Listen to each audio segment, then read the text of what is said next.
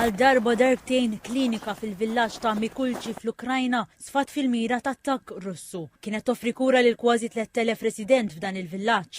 Bl-attakki s-servizzi tagħha tnaqru immissa feċraġġ ta' tama. Il-Gvern Malti b'kollaborazzjoni mal-Aqda Project Hope qed tiffinanzja tiswijiet tal-klinika. Dirett mill-Ukrajna Julia Rudnichenko, Program Specialist fi Project Hope, tispjega kif dan l-episodju affettwa lill-komunità.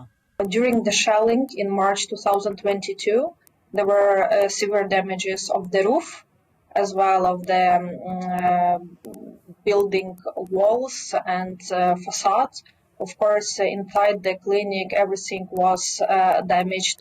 Apparti minn hekk minħabba attakki fuq l-infrastruttura tal-enerġija, il-klinika spiċċat mingħajr elettriku li affettwat il-ħażna ta' xi tilqim. Bekk rimmodernizzar se jgħin biex il-klinika ma tiddependix fuq il-ħażna tal-elettriku Ukrena.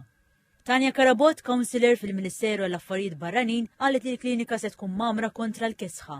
Barra minn hekk, il-binja se tiġi konformi mal-kodiċi tal-bini Ukren u anke ma' standards għall-inklusività, se tiġi installata wkoll sistema ta' enerġija rinnovabbli taħdem bil-batteriji.